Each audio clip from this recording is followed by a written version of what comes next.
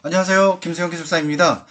오늘 올려드릴 영상은요, 세컨하우스 개발을 하시려고 하면은 반드시 검토를 해야 되는 사항이 있습니다. 일단은 집을 짓는다, 건축행위를 한다라고 하게 되면은 가장 기본이 되는 게 무엇일까요? 네, 도로가 먼저 있어야 됩니다. 두 번째는요, 전기가 들어와야 되겠죠?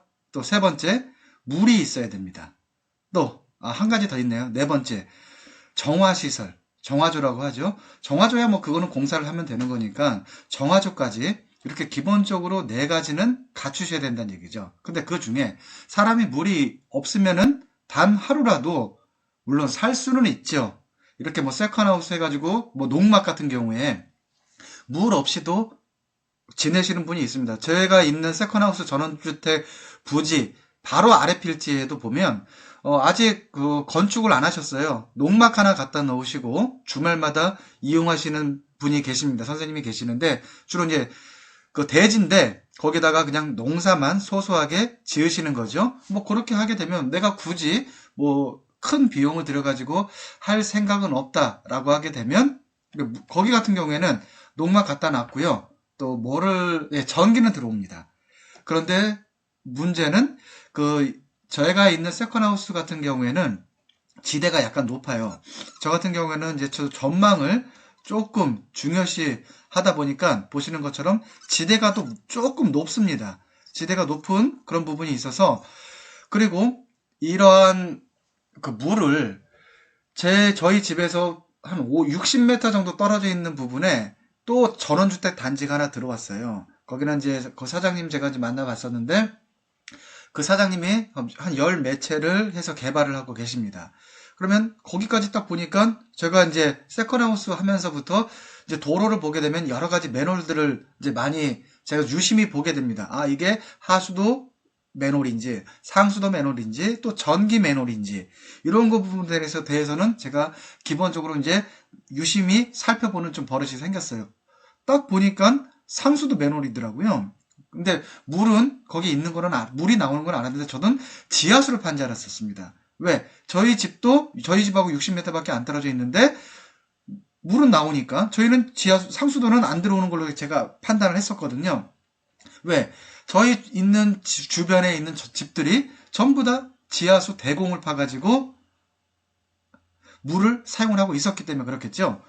그래서 선생님 어떻게 된 거죠? 여기는 본인이 그 상수도를 끌어왔다고 합니다. 그 도로를 통해 가지고 공사비 부담을 해가면서 해서 상수도를 끌어왔는데 단점이 그 상수도를 하게 되면 우리 보통 펌프로 해가지고 뭐 그 상수도 사업소에서 물을 공급해 줄 거잖아요.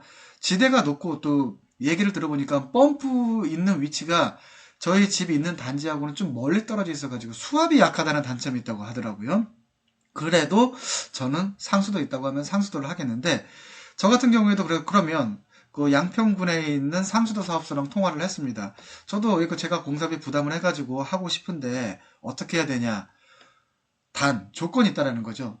그 토지 사용 승낙서를 받아오라는 거예요. 그래서 제가 보니까 사도라고 했잖아요. 그냥 공용적으로 쓸 수 있는 도로긴 하지만 그 상수도 개발을 하기 위해서는 그 사도라고 했었죠. 공유자들이 많더라고요. 10명이 넘었습니다. 공유자들이.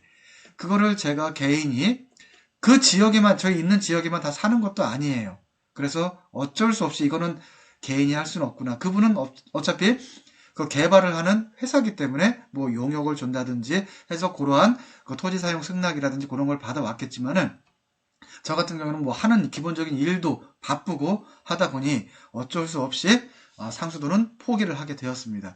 제가 상수도 끌어왔으면 또 제 주변에 있는 집들도 추가적으로 공사비만 살짝만 부담을 하게 되면 그 상수도를 쓸 수 있는 좋은 여건이 되는데 그 토지 사용 승낙서를 받아야 된다라는 부분 때문에 제가 할 수가 없었다.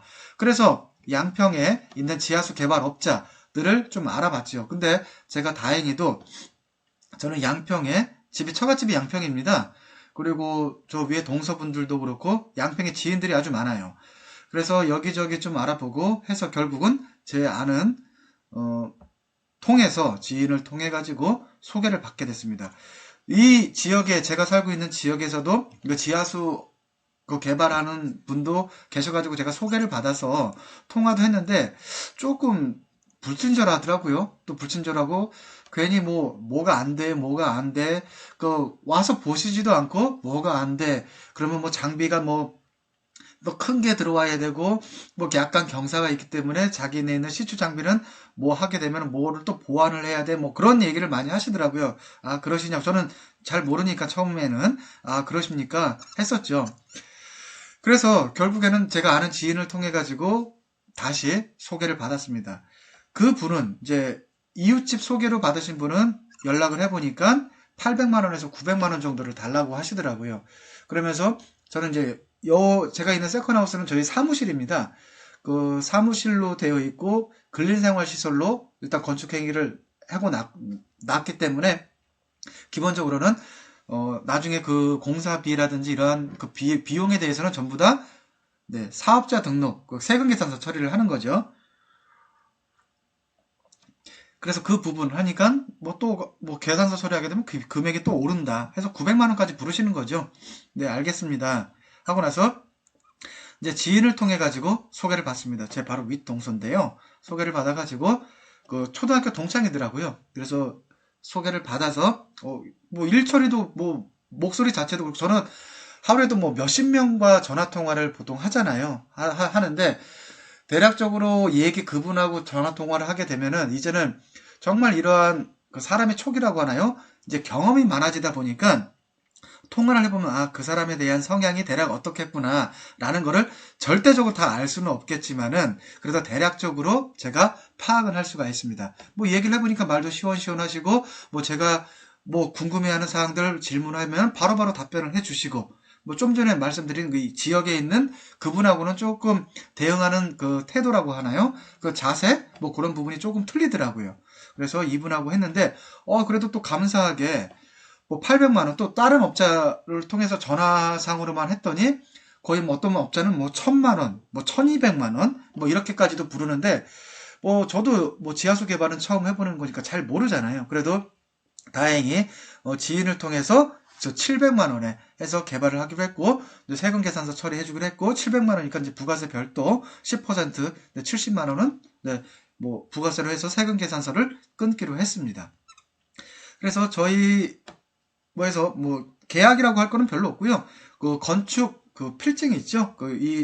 제가 있는 이 부지 어떠한 행위를 하려고 하면은 무슨 뭐 건축 행위에 대한 뭐 필증이라든지 뭐 그런 사항 뭐 아니면 인적 사항이라든지 네, 지하수 같은 경우는 그냥 기본 인적 사항만 제출했던 것 같습니다. 인적 사항하고 토지 소유주가 누구냐 그래서 토지 소유주의 뭐 인감 뭐 해서 뭐 기본적인 그 서류만 해서 보내줬던 것 같습니다. 그 나중에 말씀드리는 네, 정화조 개발은 그 건축 행위에 대한 그 필증까지 뭐 제출을 했던 것 같고요.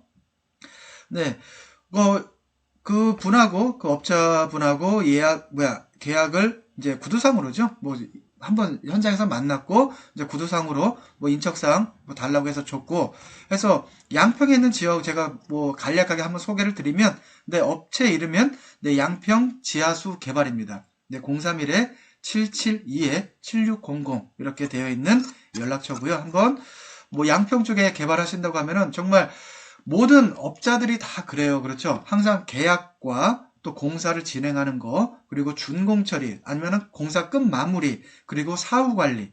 이런 부분이 가장 중요한 사항입니다. 금액이 많고 적음을 떠나가지고 금액이 조금 더 드린다 할지라도 이러한 사후 관리라든지 일 처리의 깔끔함, 이게 세컨하우스라든지 아니면 농막을 짓더라도 가장 중요한 겁니다. 왜? 우리 같이 의뢰를 하는 개인들은 이러한 공사에 대한 전반적인 내용들을 거의 대부분이 초보잖아요. 그렇기 때문에 잘 내용을 모릅니다. 그래서 의뢰자가 요구하고 또 원하고 또 이렇게 궁금해하고 하는 사항들을 깔끔하게 처리해주고 답변도 해주고 하는 게 가장 중요하지 않나라고 싶습니다. 네, 상수도 공사비 근데 제가 좀 전에 뭐 상수도 들어오려고 하다 보니까 뭐 한 650만 원이 들었다라고 하는 부분인데 뭐 그런 부분들은 제가 포기를 했고 그래서 양평에다가 그 지하수 개발 이용 신고도 물론 이 지하수 개발 업자들이 다 해주는 겁니다. 왜? 뭐죠? 그 건축주가 이런 행위들을 다 하기에는 또 개인적으로 바쁘신 분들도 많을 거고 모를 거고 하니까 이러한 부분 일체 행정적인 부분까지도 다 처리를 의뢰를 하셔야 된다라는 게 중요하고요. 그 얼마 있으니까 이렇게 양평군에서 저희 집으로 네, 지하수 개발 이용 신고 수리 알림이라고 해서 공문이 옵니다. 그리고 나서 뭐 보증보험 증권에서 뭐 나중에 뭐 해가지고 폐공처리라든지 그런 부분 뭐 말끔하게 또 안 하는 경우가 있다 보니까 이거를 어디죠? 보증보험에서 네, 증권까지 끊었는데 이런 여기까지는 그 지하수 개발 그 용역비 있죠? 그 금액에 포함이 돼서 진행을 했던 사항입니다. 별도로 건축주가 이 부분에 대해서는 납부하지는 않았다라는 부분을 말씀을 드리고요. 그리고 이후 며칠 있다가 지하수 개발을 했습니다. 네, 콤프레샤입니다. 하나는 콤프레샤 양평 지하수 개발. 그러니까 차가 2대 해가지고 자재가 많은 거니까 자재가 많다 보니까 또 물도 있어야 될 거고요. 또 케이싱이 있어야 되겠죠. 대공이다 보니까 150mm인가 뭐 그럴 겁니다. 그래서 대공으로 해서 저희 같은 경우에는 약 70에서 80m 정도 팠습니다. 또 하다 보니 이게 좀 일이 조금 꼬여가지고 한 번은 팠는데 이게 나중에는 이게 뭐가 좀 잘못됐는지 케이싱이 박혀버렸어요. 그래가지고 다시 하루를 뭐 거의 공쳤다고 해야 되나요? 뭐 그렇게 해가지고 조금 이 사장님 입장에서는 조금 안타까운 일이 좀 있었죠. 그래서 지하수 개발을 했던 부분에서 제가 뭐 하루 종일 있지는 않았고요. 잠깐 있으면서 뭐 시축입니다. 제가 집안조사 업무를 하는데 집안조사 하는 거랑 비슷하기는 한데 뭐 장비가 조금 틀리기는 하더라고요. 그래서 이거는 그 지하수 개발을 위한 전용 시추 장비였다라는 부분 말씀을 드리고 소리가 굉장히 요란합니다. 네. 소리 그래가지고 컴프레셔하고 같이 연결을 하다 보니까 이런 식으로 해가지고 계속 차감을 하는 겁니다. 그래서 컴프레셔의 뭐죠? 컴프 그 압력 그 유압이 아니고 이거는 그 압축력인데 그래서 그 압력을 이용해 가지고 장비 왜 안반을 몇십 메타를 굴착을 해야 됩니다. 왜 우리 집안조사는 안반 해가지고 나오면 3m에서 7m면 끝내는데 지하수는 안반이 있어도 뭘 해야 되죠? 그래서 안반을 차감을 해야 돼요. 차감 굴착을 해야 되는데 뭐 나올 때까지 물이 나올 때까지. 그래서 저희 같은 경우에는 약 70m 정도를 굴착을 했던 상황이 되고요. 그리고 나서 나중에 물은 바로 연결이 안 됐어요. 왜?